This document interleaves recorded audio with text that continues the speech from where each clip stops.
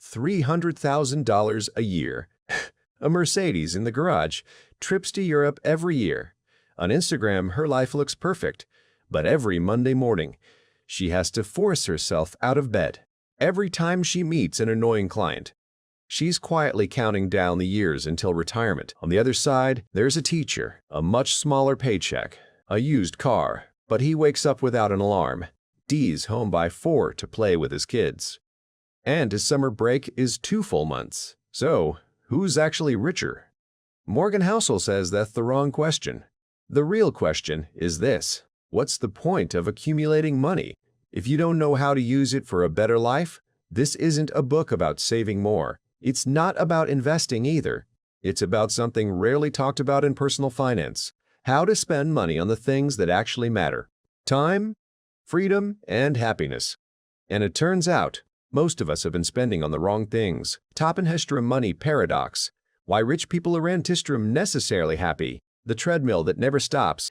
Housel opens with a surprising observation: once your basic needs are covered, there's really no strong link between wealth and happiness. Research shows that after an income of around $75,000 a year, enough to cover the basics plus a little comfort, extra money doesn't meaningfully increase happiness. Why is that? Because we get stuck on what's called the hedonic treadmill, a treadmill of pleasure that never actually stops moving.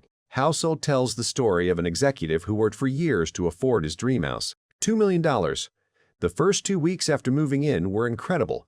Every morning he'd wake up and think, "Wow, this is my house." But by week 3, it was just normal. By month 2, he stopped noticing how beautiful it was.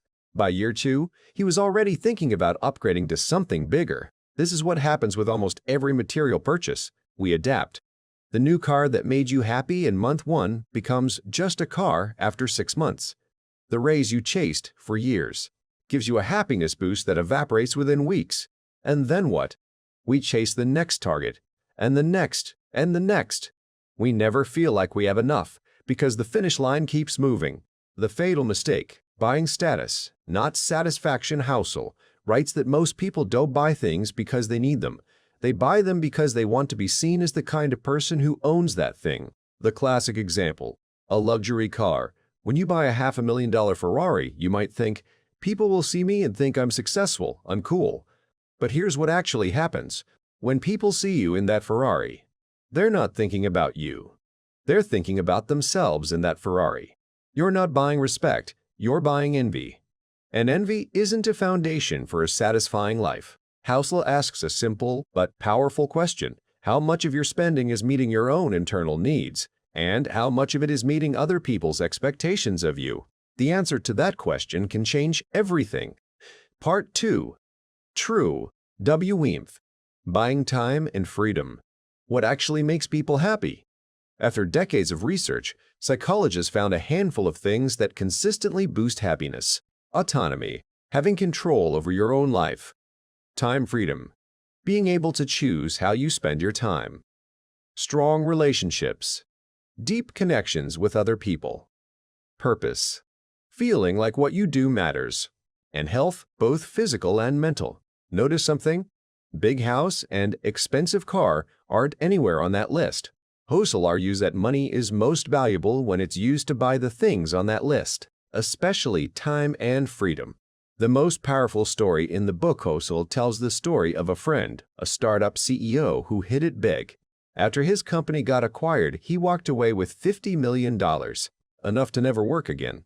But instead of retiring early or working part-time, he immediately jumped into a new venture.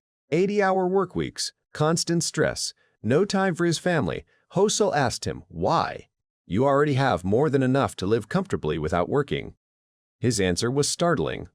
I don't know what else to do. He'd spent 20 years building the ability to make money, but never learned how to actually live. And that's the tragedy. We spend our lives accumulating money to buy freedom. And then, once we finally have it, we have no idea what to do with it. A simple formula for real wealth. Housel offers a different definition of wealth. Wealth equals what you have, minus what you need to be happy. Which means there are 2 ways to become wealthy. 1. Increase what you have. That's the conventional way. 2. Decrease what you need to be happy. And this one is almost always overlooked, even though it's often faster and easier. Here's a concrete example. Someone earning $200,000 a year, but who needs $180,000 for their lifestyle.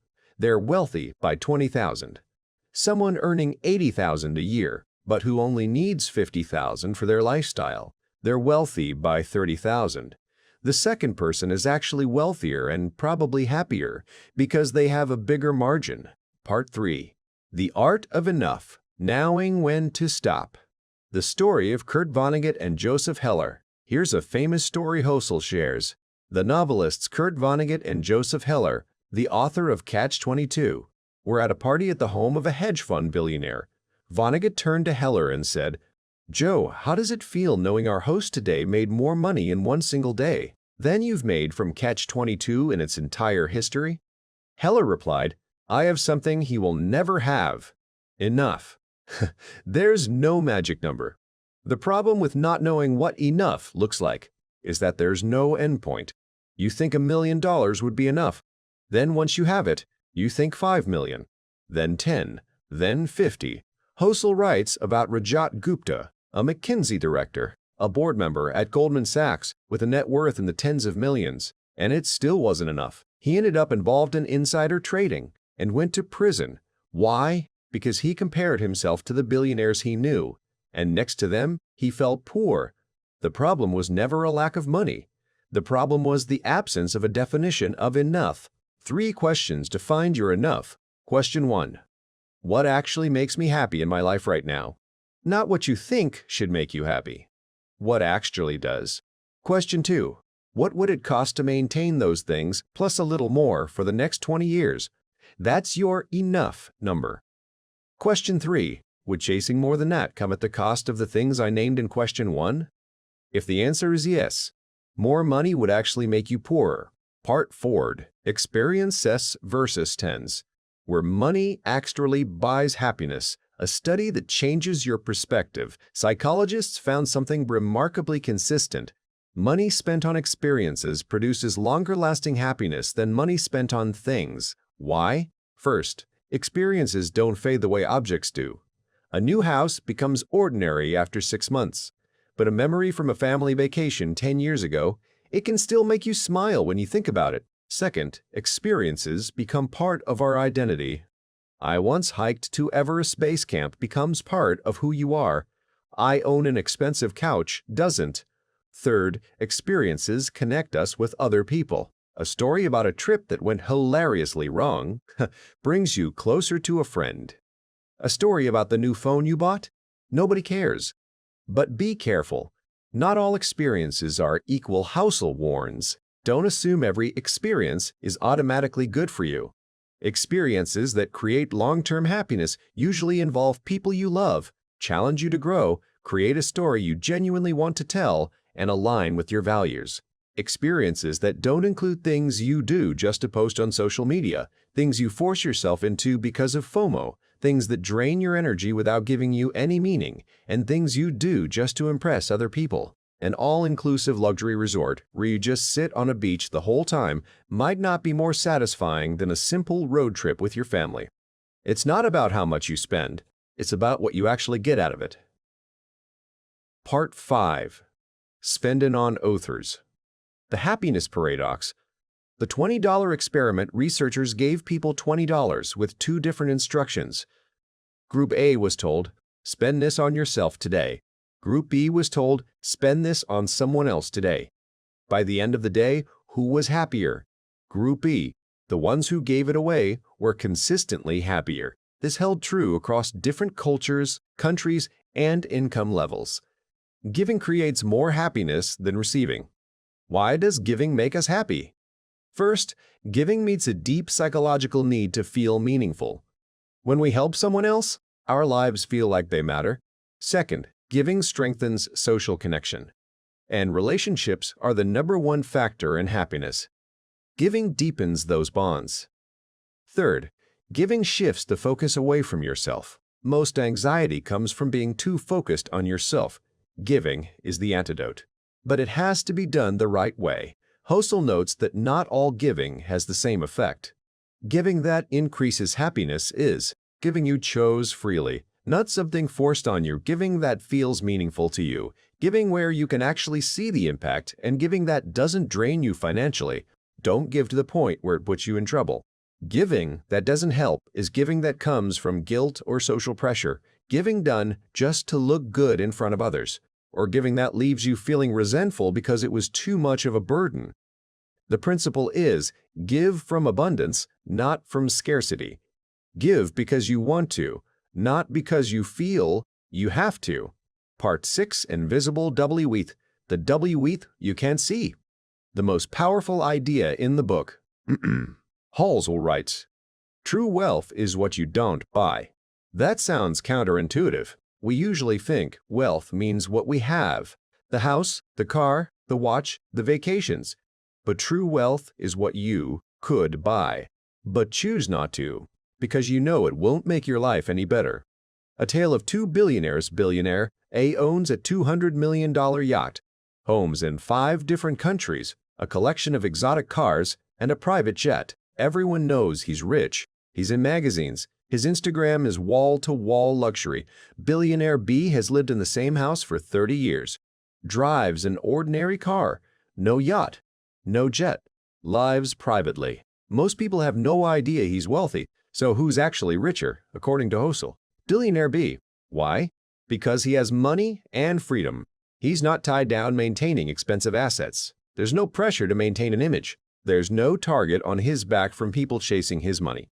True wealth is having a lot of options and choosing not to use most of them. The hidden cost of lifestyle. Inflation. Every time you upgrade your lifestyle, you're not just spending money once, you're making an ongoing commitment. A bigger house means higher property taxes, more expensive utilities, more maintenance, more furniture to buy, more time spent cleaning, and pressure to fill all that extra space with things. A more expensive car means higher insurance, more expensive service, pressure to find safe parking, and constant worry about scratches or theft. Every upgrade is a commitment to pay more forever. Happy, wealthy people understand this. They choose to live below their means, not at the very edge of them. Part 7, Simple Choices, Small Decisions That Change Your Life. Principle 1. Buy time, not stuff. If you have a choice between a bigger house with a 1-hour longer commute or a smaller house with a 15-minute commute, choose the second one. 2 extra hours of commuting every day adds up to 10 hours a week, which is 20 hours a year, which is 21 full days. In a single year, you are literally losing almost a month of your life. Sitting in a car. The principle is, if something can be outsourced, like cleaning, cooking, or yard work, and the cost doesn't stress you out financially, and it gives you back time for what actually matters, do it. Time is the only asset you can never buy back. Principle 2. Invest in your health. Money spent on health is almost always worth it. A gym membership you actually use, good quality food, regular health checkups, therapy if you need it, and enough sleep, even if that means going to bed earlier and losing some productive hours. Why? Because health is the platform everything else stands on. Money is useless if you're sick. Principle 3. Spend on things you use every day. You spend 1/3 of your life asleep, so a good quality mattress is a worthwhile investment. You wear shoes every single day. Comfortable, well-made shoes are an investment.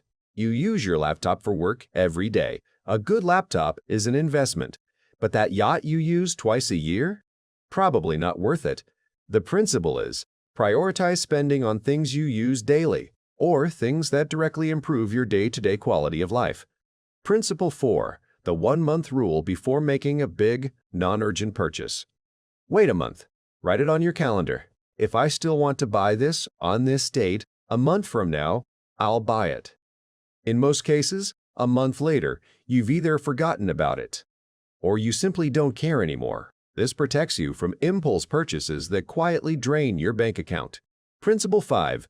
Gratitude over comparison. Housel writes, nothing kills happiness faster than comparing yourself to others. Your neighbor buys a new car. Your friend gets a promotion. An influencer shows off a designer bag, and suddenly the things you had, the things you were grateful for just yesterday, feel like they're not enough anymore. The antidote is a gratitude practice. Every day, write down 3 things you're grateful for in your life. They don't have to be big. It can be as simple as, I have a warm place to live. This trains your brain to focus on what you have. Instead of what you don't. Closing. The art of a rich life. Morgan Housel closes the book with a powerful reflection. The poorest person isn't the one with the least. It's the one who needs the most. And the richest person isn't the one with the most. It's the one who needs the least. The final paradox. Most of us spend our lives chasing more money, a bigger house, a fancier car, a more prestigious job. We think more will make us happy. But Housel proves the opposite. Happiness comes from knowing what enough looks like, from spending money on what actually matters, and from the freedom to choose how you spend your time. A few questions for you. Take a moment and answer these honestly. Question 1. If you had all the money in the world, but only 10 more years to live, what would you change in your life today? Your answer reveals what actually matters to you, and chances are you could start doing some of it right now. Without needing all the money in the world. Question 2. What percentage of your spending last month went toward buying time and freedom? Toward meaningful experiences? Toward things you use every day? Or toward status? Toward impressing other people? If that last category dominates, it might be time to reevaluate. Question 3. What does enough mean to you? There's no right or wrong answer, but if you don't have one, you'll keep chasing more and never actually feel satisfied. Your first step. You don't have to change your life overnight. Start with one simple choice. This week, spend money on one thing that buys you time or an experience, and resist the urge to buy one thing that's purely about status. That might mean paying for a cleaning service, so you have time to play with your kids, buying museum tickets for quality time with your partner, or investing in an ergonomic chair you'll use 8 hours a day. And resist the urge to upgrade a phone you don't actually need, buy designer clothes just to impress people at an event, or upgrade your car just to look more successful. One small choice, repeated every week, for a year. That's the art of spending money and the path to a richer life. In every sense that actually matters.